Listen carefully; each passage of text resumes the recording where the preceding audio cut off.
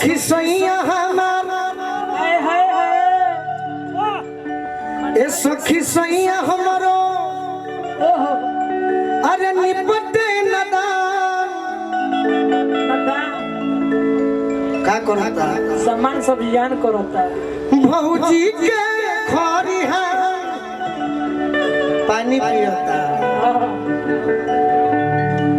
आओ तारे जोरे को चैत जाए हो गई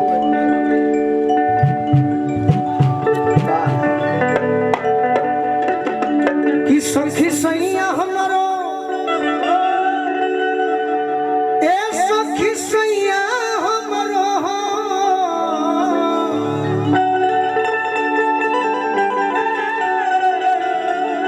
ए सखी सैया हमार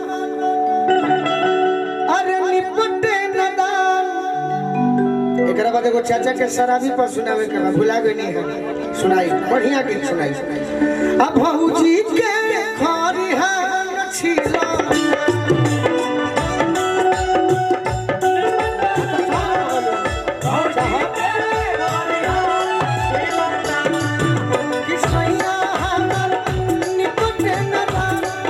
भौजी के खरी है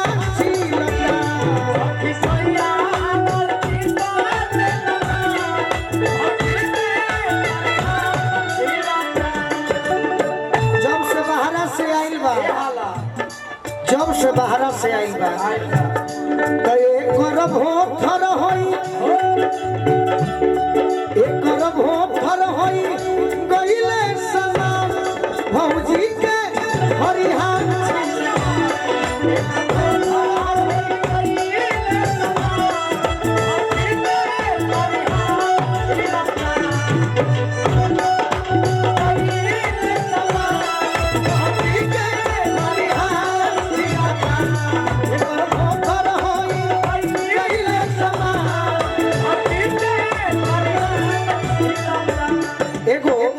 उत्तर प्रदेश में बड़ी सुंदर बिरहिया के गायक बानी पंचदेव पांडे जी बोलने बानी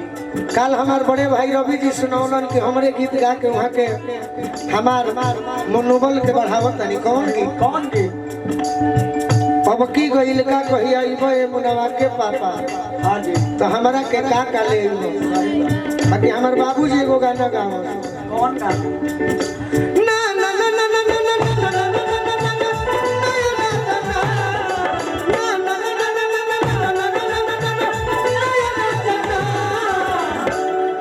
अरे ना ए राजा ना जनी रही हो घटना देवा बाबा जतना गोबरती ना ए राजा ना जनी रही हो घटना देवा बाबा जतना सखी सैया हमार के सदा सखी सैया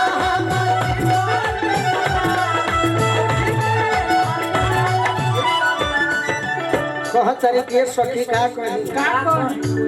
भीजे भौजी के लुगा भीजे भौजी के लुगा ओकरे बनल बाटे सुगा ओकरे बनल बाटे सुगा आवा भौजी हमार मेहरारू काम के बैठे तोहरे लुगावा खींच देते कि हमरो ही लता जवानी के मजा भौजी के खरी हाथ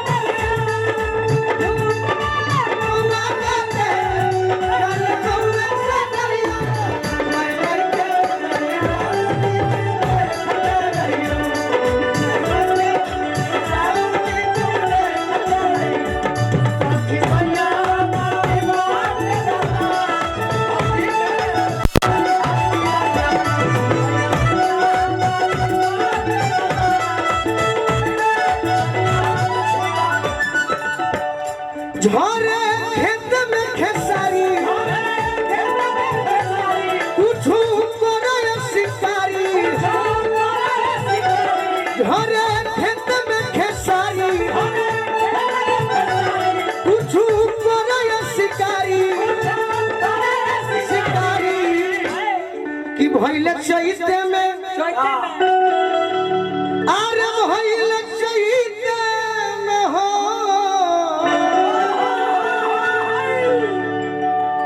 कि भइले चैते में का भइले अरे गोलुआ बेईमान बात सही बात हां अब भौजी के